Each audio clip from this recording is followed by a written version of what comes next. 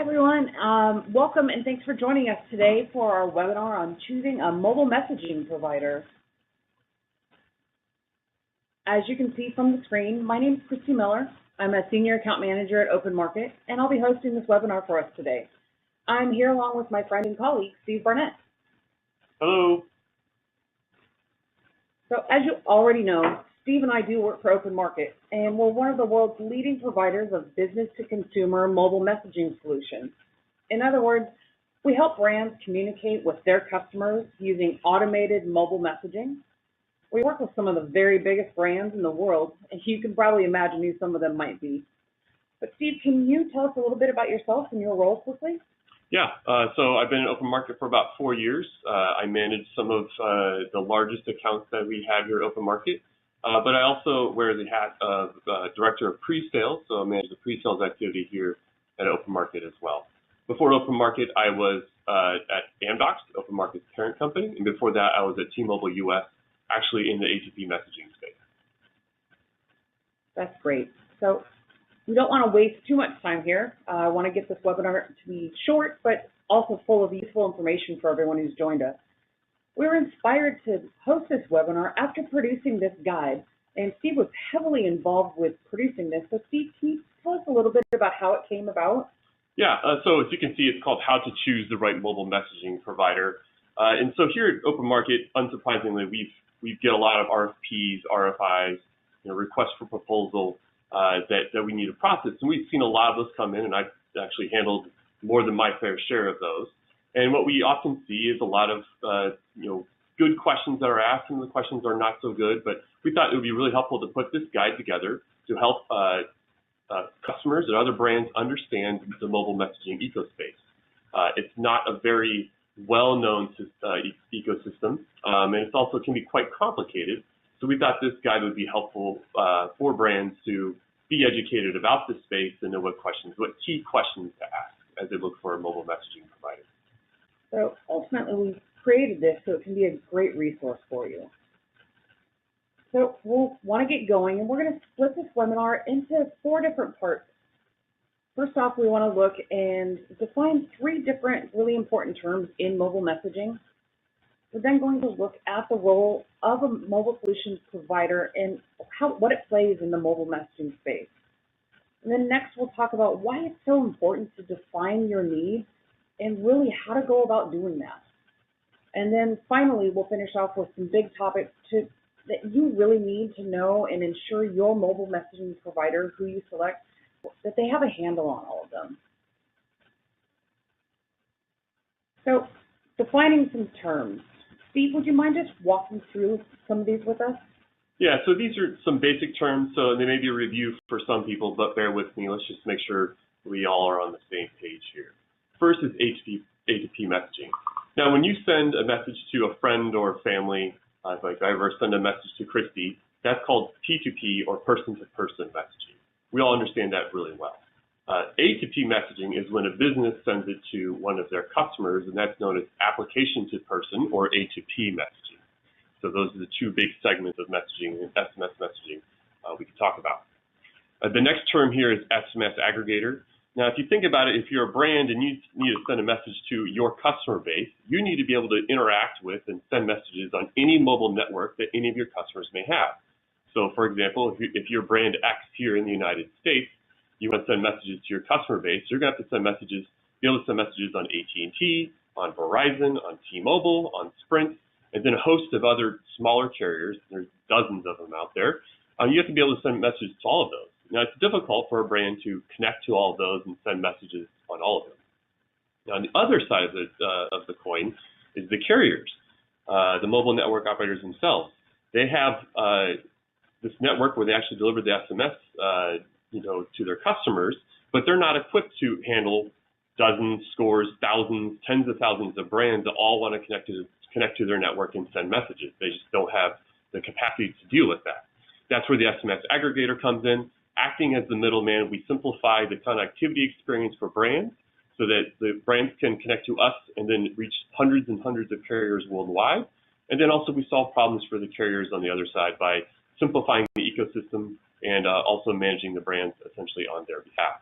So that's the SMS aggregator, and OpenMarket, of course, has long history of being an SMS aggregator.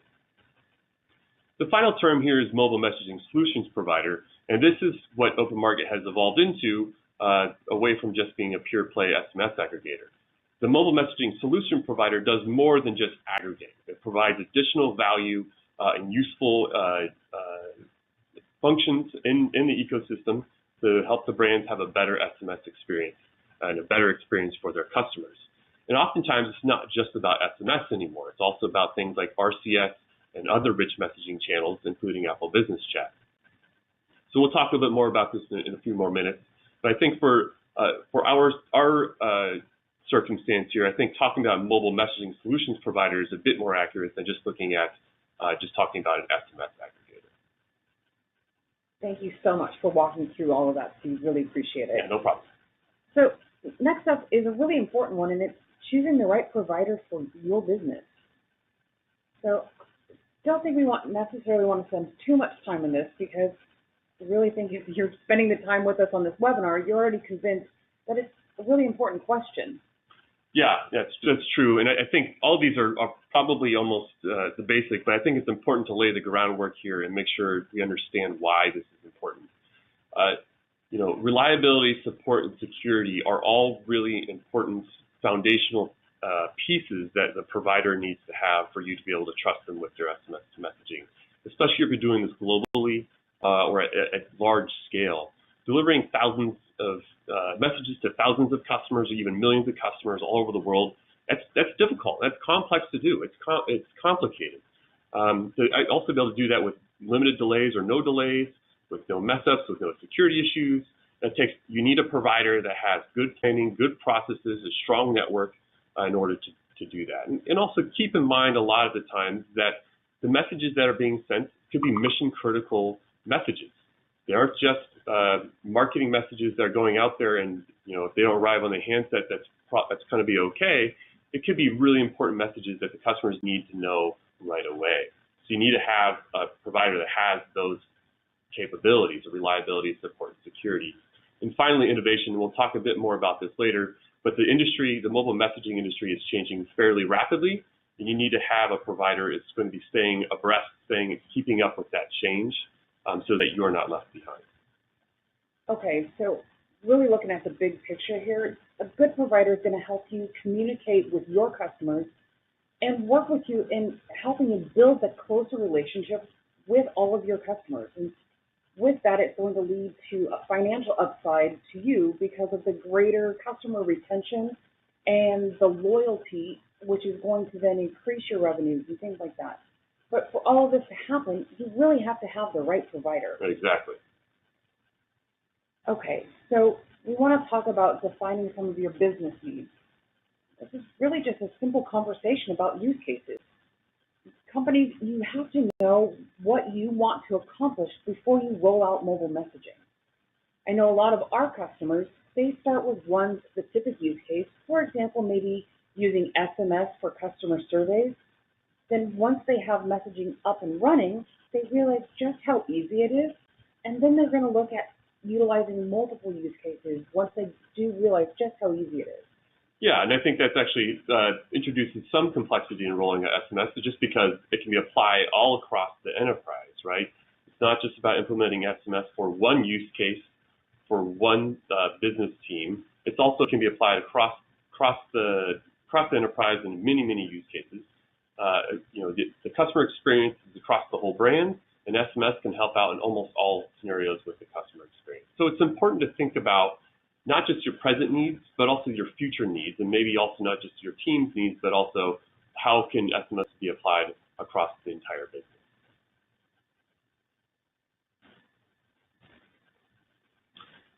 Okay, so going to the next slide here, and how to define your needs as a business.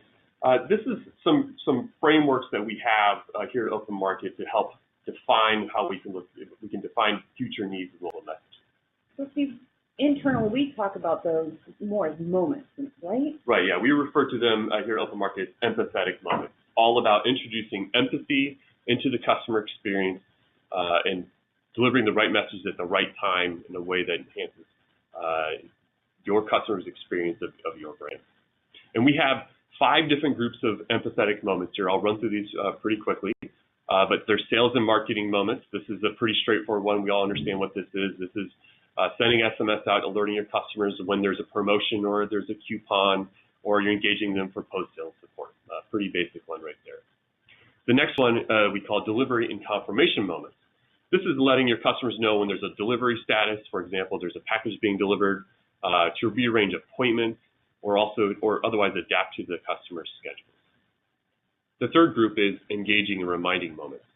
This is when you want to message your customers in times that really matter. For example, let's just say you're an airline and you want to message customers that have a very tight connection in a very big, large, busy airport. You can send them a message when they land that has a map of the airport showing them exactly where to go from gate A1 to gate D20. You can send a message to that time. These moments are really about making sure you tell your customers at the right time and letting them know where they need to be or what they need to do next. So also for another example could be if you're an optician, you want to let your customers know that it's time for them to stock up on contact lenses or refill a prescription or what have you. The fourth one is listening and enabling moments. This actually is one of my favorite ones because it's all about engaging the customers and giving them an opportunity to give you feedback. Sometimes you may not really appreciate the feedback, but it's always good to get feedback from your customers and get a sense for what they feel and what they're thinking about your brand and their experience of your brand. So this can be with polls, there's surveys, quick ways to engage the customer and to prompt them to give you information back.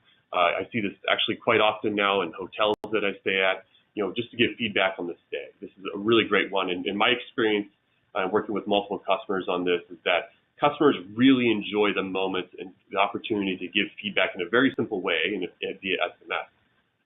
When they do that, you actually it's almost surprising how much information they'll unload on you. It's really great. And the final group of empathetic moments here is authentication and protecting moments. This is all about protecting your customers from cyber threats or from bad actors. Oftentimes, this is done using two-factor authentication or 2FA. That's the simple mechanism where you send an SMS with a PIN code that that the customer will enter into the website. It's a very common use case. It's a growing use case. It's a great thing to have for your customers.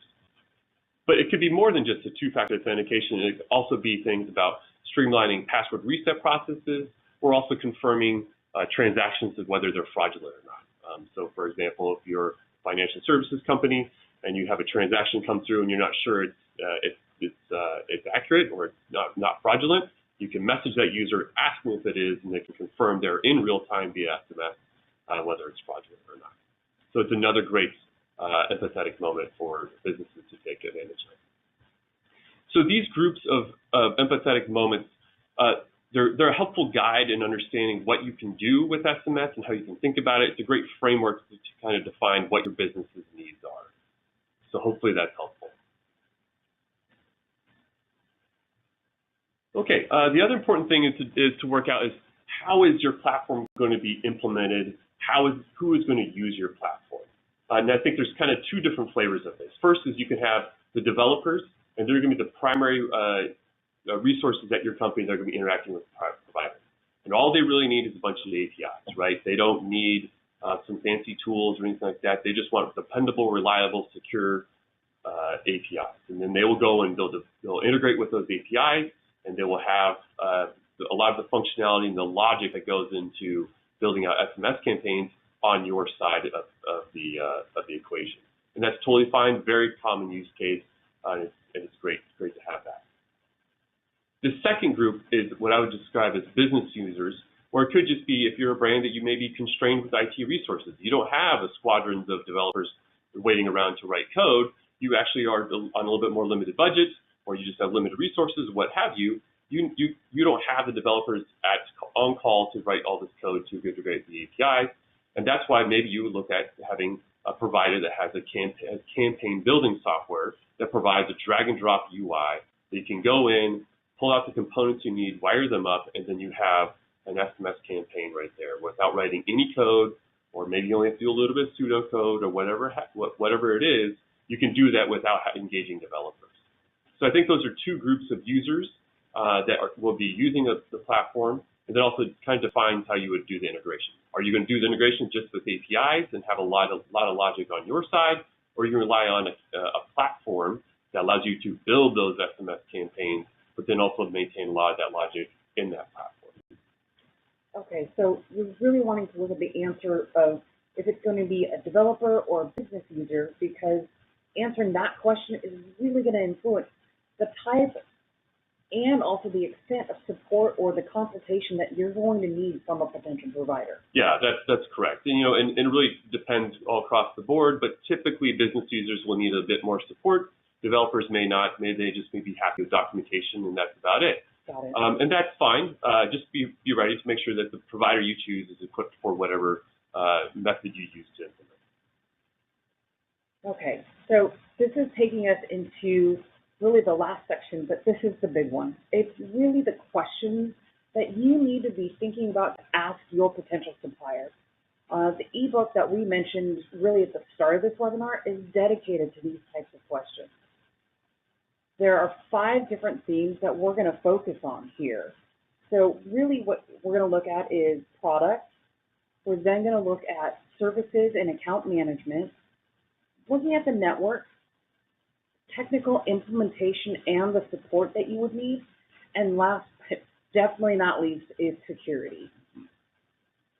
So I realize that we're a little bit limited on time, and we're just going to look at these 5 themes and areas kind of from a 30,000-foot high level, but again, the ebook that we mentioned at the beginning is really going to handle far greater detail.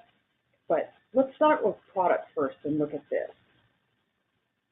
So sometimes it can be hard to really pin down exactly what products and services the various communication vendors, what they're actually selling. Yeah, that's true. And I think the first way to start understanding what they're selling is to find out how you're connecting to them, how you're integrating with them.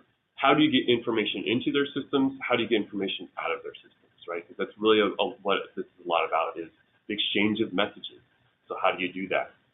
Most providers are going to have a suite of APIs that you can connect to, as we just kind of talked about a little bit before. It may not just be APIs, it could be batch interfaces, or maybe there's a place where you go and upload files.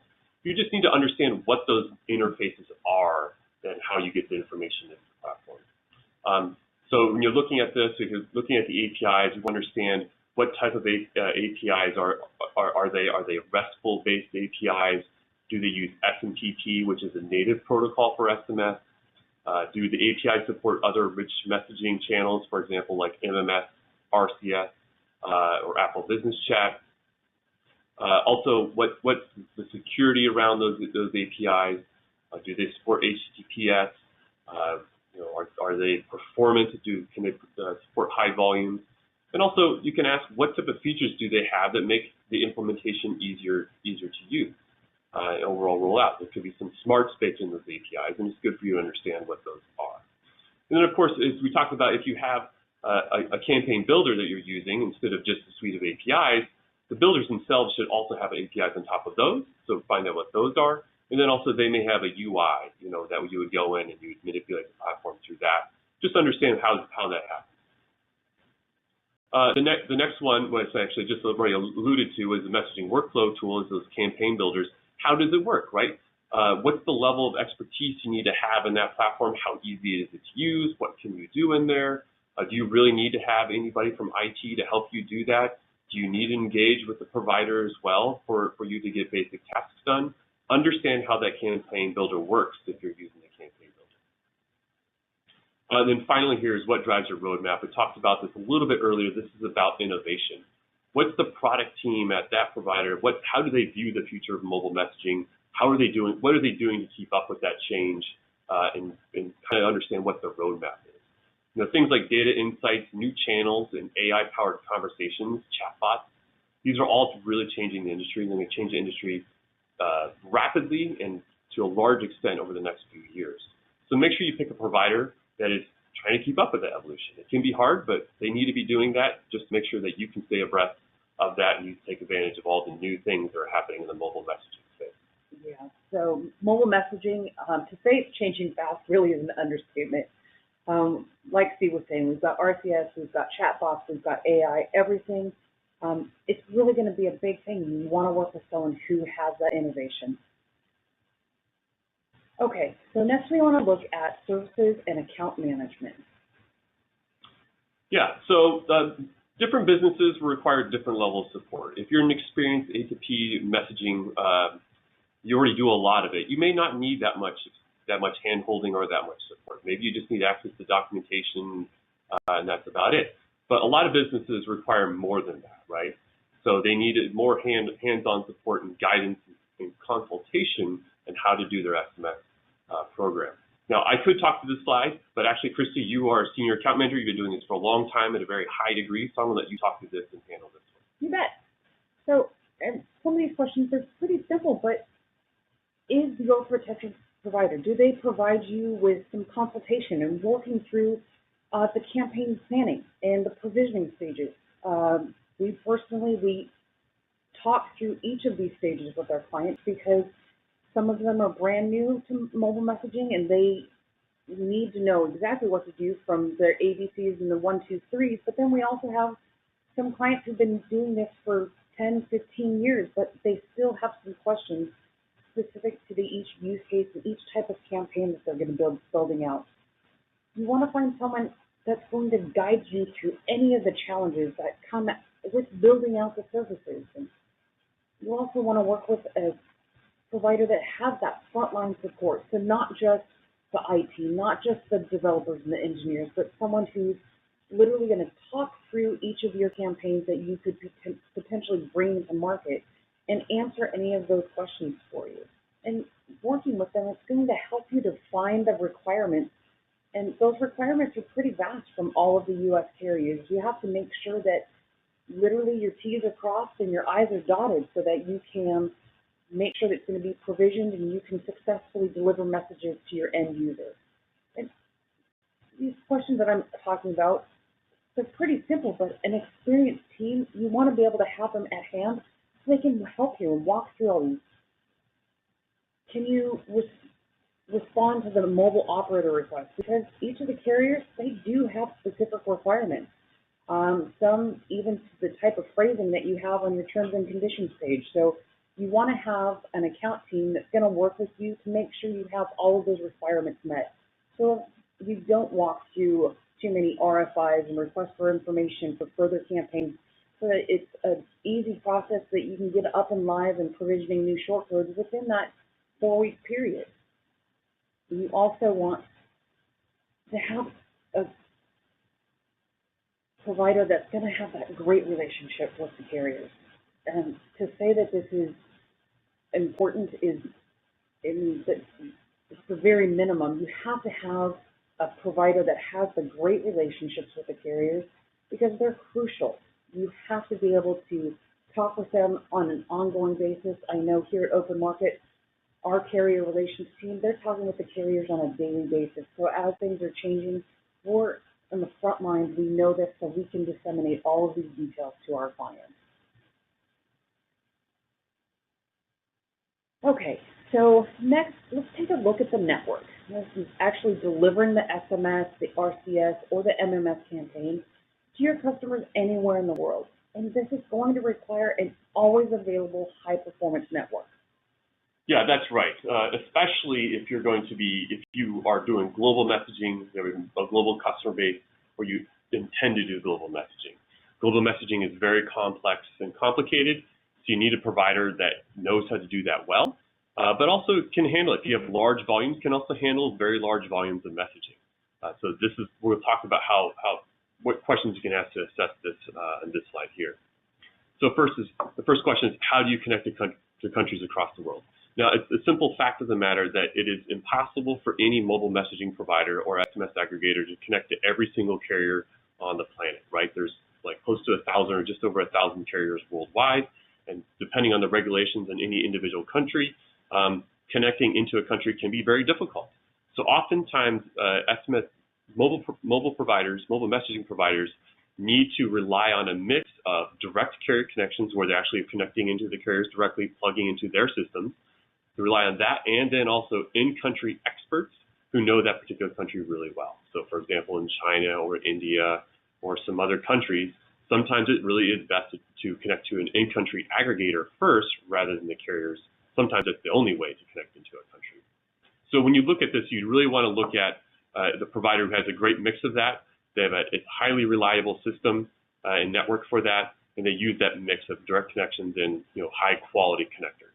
Make sure that they aren't using gray routes or unsanctioned routes into countries, but they're using methods to send messages in the countries that are sanctioned by the carriers.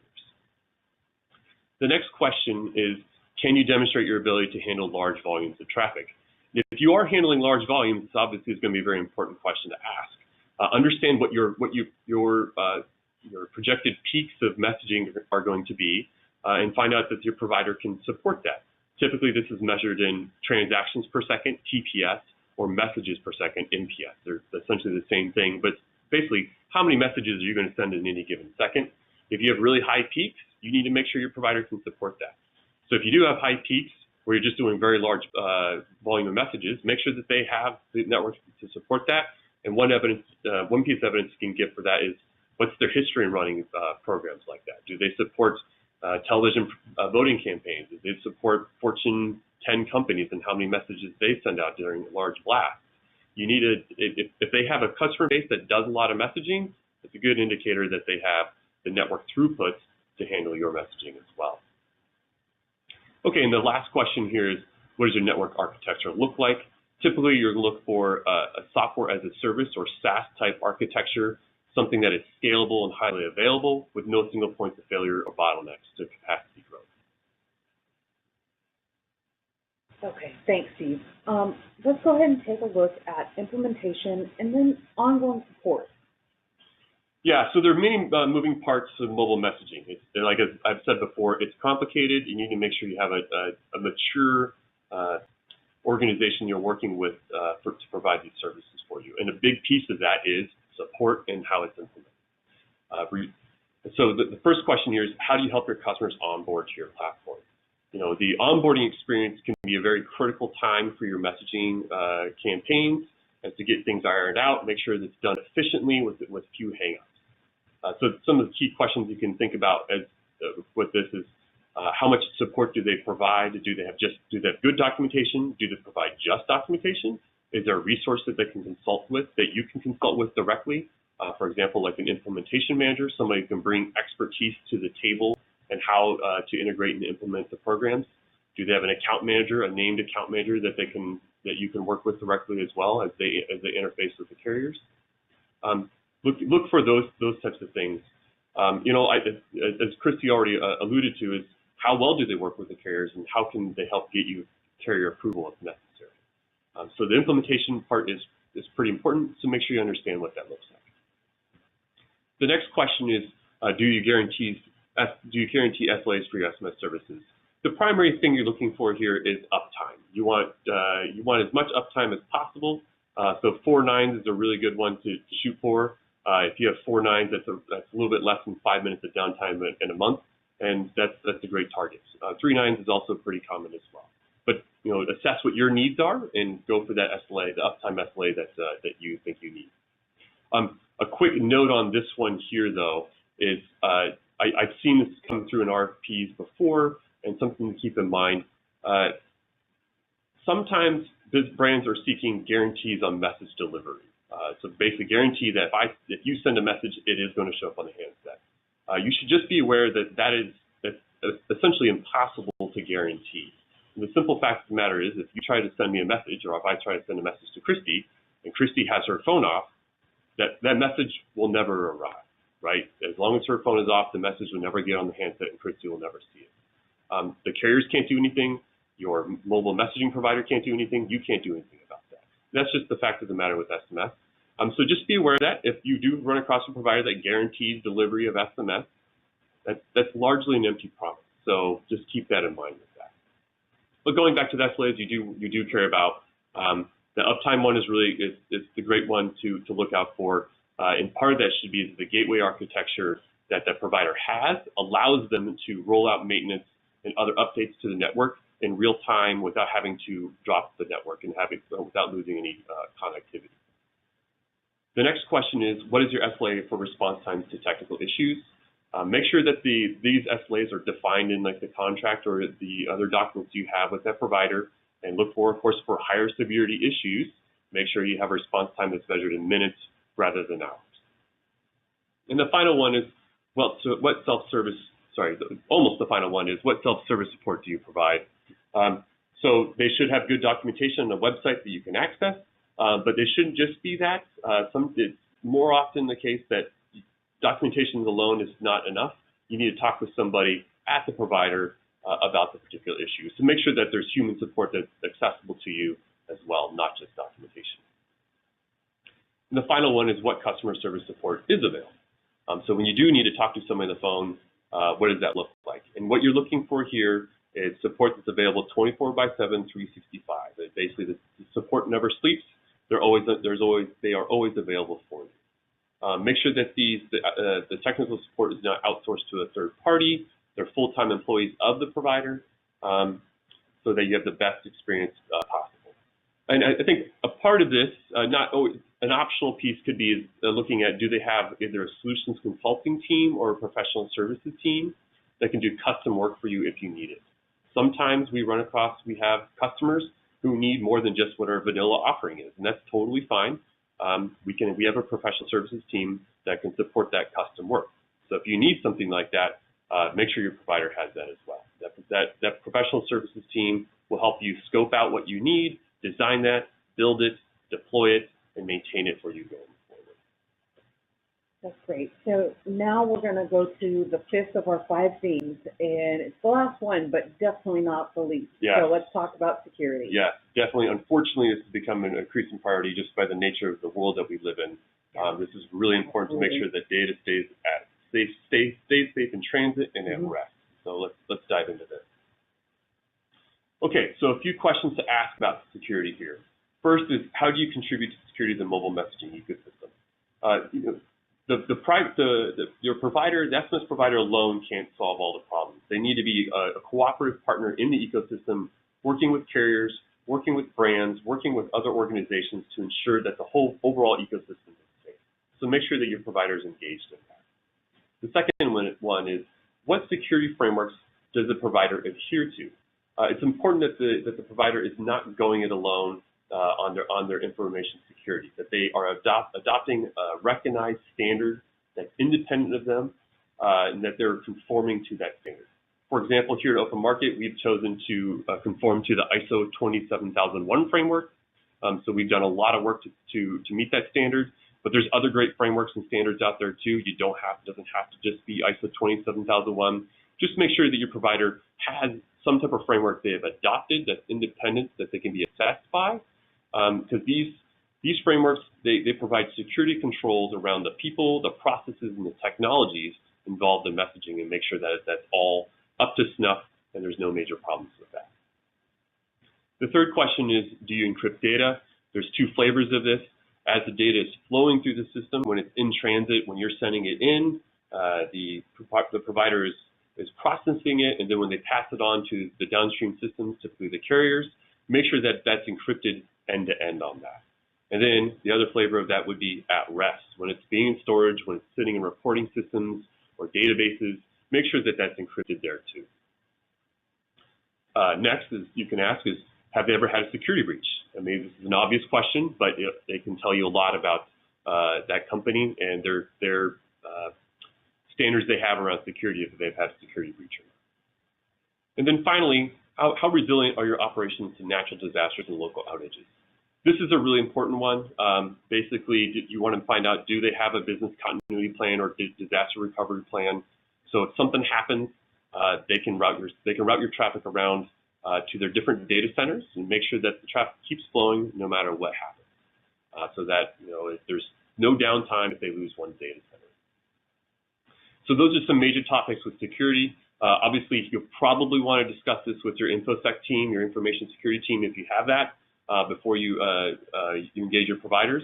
But those are some key things to be looking at. Okay, so just a quick kind of recap of the 5 really big topics you need to pay really close attention to when you're looking to choose your provider. You want to look at the provider's products. What do they have available for you? Their services and their account management. You want to look at their network. You also want to look at their technical implementation and the support that they provide. You want to make sure that you have that 24/7 SC thing, 24/7 support. And then again, the most important is security. You want to make sure that not only the messages and data that you're sending, but also your end user's information is secure. So here's what we've covered as a whole in this seminar, and I'm hoping this has given everyone a good idea of the different attributes that you should really be looking at for a mobile messaging solutions provider. I really can't stress enough just how important it is to define your actual business, to define your needs as the business, as your business, because your business is different than the other business down the street. So we need to know exactly what you're needing to do. The things here are so many providers out there, and you want to make sure that there's some that will suit you and there's some that won't. So you have to know your business needs in order to find the one provider that's going to be best for you. Steve, do you have anything else to add?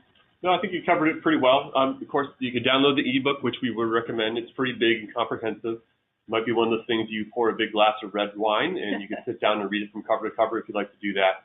Or you could just use it as a reference, print it out, have it on your desk. So as you engage providers and think about this, you have a reference for you to guide you in that process. Fantastic. So here's one last look just at the guide itself. Here's one last slide. It shows our email addresses. So if you have some questions, feel free to reach out to Steve or myself, as well there's a few numbers. So if you want to speak to one of our experts, feel free to reach out and either call or email us, and we're happy to help. Thank you, everyone, for your time today and joining us. Thank you.